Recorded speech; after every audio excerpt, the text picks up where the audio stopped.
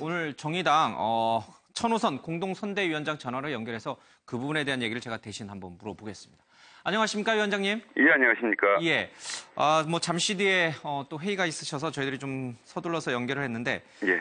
지금 심상정 후보의 지지율 상승세가 만만치가 않습니다. 이렇게 가파르게 올라올 수 있었던 주 이유가 뭐라고 보십니까? 예, 전체적으로 언론이나 다른 홍보 물량 차원에서요. 예. 큰 정당과 작은 정당의 차이는 비교할 수 없습니다. 거의 100대 1 수준이라고 보는데. 예. 다만 이제 선거 과정에서 TV 토론만은 좀 공정하지 않습니까? 예. 그래서 그런 과정에서 우리 당이 가져오고 준비해왔던 그런 정책들을 제대로 말씀드릴 수 있을 거고요. 그런 기회가 있었던 것이고, 물론 심상정 후보 본인이 사실 지금 토론회에 나와서 하는 이야기들이 책상 위에서 이제 뚝딱 만들어진 정책들이 아니고요. 예. 오랫동안 정의당이 함께 실천하면서 토론하고 준비했던 정책들입니다. 이런 것들을 국민이 보실 수 있게 되어서 그나마 제대로 알릴 수 있었던 기회가 되었던 것이고요. 예. 그런 효과가 아닌가 싶습니다. 예. 예. 이른바 세간에서는 신불리로 이제 불리기까지 하는데 그런 TV 토론 효과가 가장 컸다. 예. 예. 그러면 단도직입적으로 여쭙죠. 지금 이제 우리 자유한국당을 대표해서 나오신 김용남 전 의원이 그런 얘기를 했습니다. 심상정 후보는 문재인 후보가 약간 중도적인 것으로 보이는 착시 효과를 불러일으킨다. 심 후보가 너무 이 좌쪽에 가 있기 때문에 상대적으로 문 후보가 중도 성향인 것처럼 비춰지면서 지금 지지율 상승에 일으키고 있는 요인이 되고 있다는 얘기를 하고 있습니다. 예, 뒤에 들었습니다. 더 나아가서 이제 홍준표 후보가 뜨게 될 경우 이른바 보수가 집결하는 거에 견제하기 위해서 문재인 후보와 심상정 후보가 단일화를 할 수도 있지 않느냐라는 전망까지 이제 얘기를 하셨는데 입장을 좀 들어보죠. 우리 천 위원장님. 간단히 요약해서 말씀드리겠습니다. 정의당의 노선은요. 미국으로 따지면 샌더스나 독일의 기민당, 기독교 민주당과 사회민주당의 중간쯤 정도밖에 안 되는 노선입니다. 예. 그 얘기는 거꾸로 오히려 문재인 후보의 노선이야말로 아주 진보적이지는 않다고 보고요. 예. 홍준표 후보가 있는 자유한국당은 보수도 아닌 극우 정당이라고 생각합니다. 그래서 그건 자신의 입장에서 이 판을 객관적으로 보지 않는 거라고 보고요. 후보 단일화 문제는 상상할 수조차 없는 일입니다. 4년 전에 그 선거 때 그때 워낙 박근혜 대통령 후보가 강력하던 시절에 문재인 후보 측의 요청이 있지 않았는데도 당시 정의당 심상정 후보가 스스로 사퇴를 했습니다. 예. 그래서 단일화 시켜줬고요. 그런데 선거에 졌습니다. 이번 선거에서는 그렇게 돼서 절대 홍준표 후보나 구적폐 세력이 물론 부활을 하려고 노력을 하겠습니다만 당선될 가능성은 전혀 없다고 보고요. 지금 문재인 후보가 오히려 표를 중도층이나 합리적 보수층에서 가져와야 한다고 보고 있고요. 예. 저희 당의 지지율을 저희들이 분석해 보면요. 이게 무슨 문재인 후보 표나 안철수 후보 표라기보다는 새롭게 정치에 그동안 무관심했던 층들, 20대 여성 청년들에게서 표가 많이 나오고 있습니다. 그래서 심상정의 표는 심상정이 만든 것이다. 저희는 그렇게 보고 있습니다. 예. 문재인 후보와는 다르다 이 뜻이죠? 그렇습니다. 예. 예. 그렇긴 합니다만은 이제 심 후보도 그런 말씀을 하셨는데 문재인 후보 쪽을 비판하게 되면 이 작은 정당인 정의당은 날아갈 것 같다 이제 그런 얘기를 하셨어요. 이른바 문재인 후보 지지자들로부터 엄청난 이제 공격을 받게 될 것이다 이런 얘기를 했는데 그 의미를 좀 크게 해석을 해보면 결국은 지지층이 같이 겹치고 있는 거 아니냐라는 얘기를 심 후보도 인정한 거 아닌가요?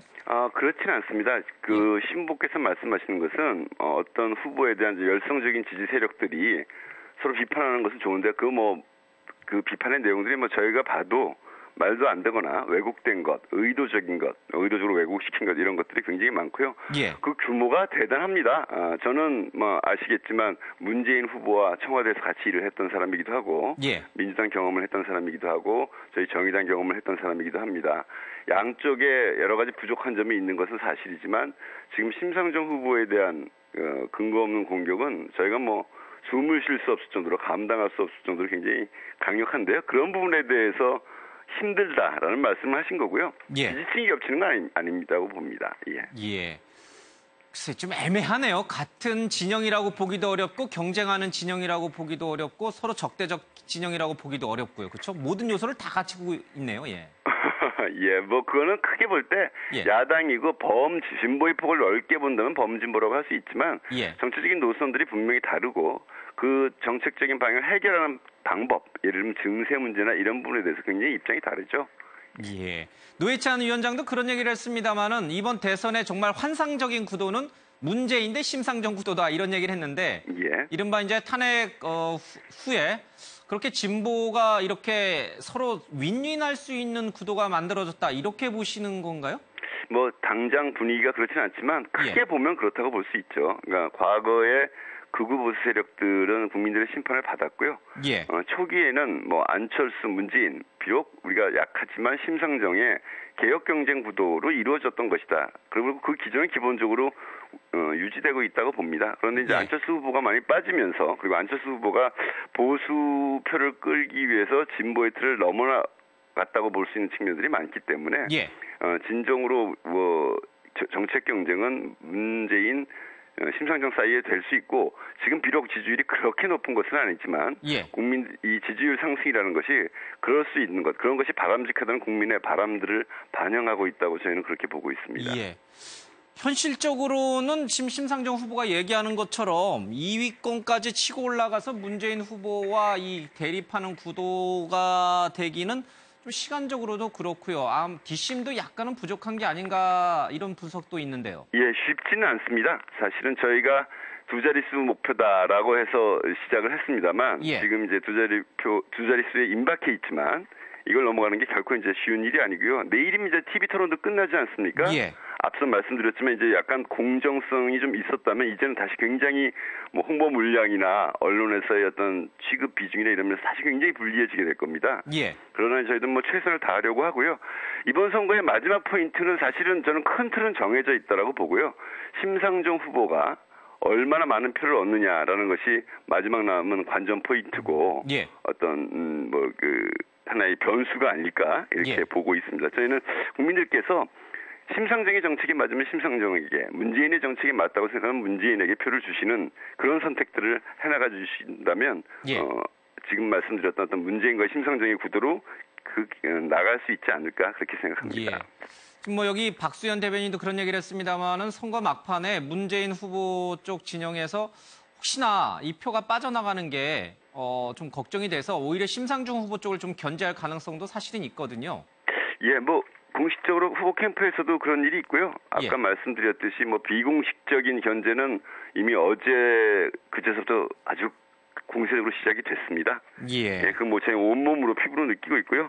저희들은 그걸 뭐 아프지만 맞으면서 감수하고 있고 저희들의 기본 기조는 심상정의 정책이 옳고 심상정에 대한 정책에 더 신뢰가 높다면 고민 없이 그걸 찍으시라라는 것이지 뭐 문재인 후보를 지지하는 분들 보고 그 표를 바꿔달라 이렇게 이야기하고 있지는 않습니다. 알겠습니다.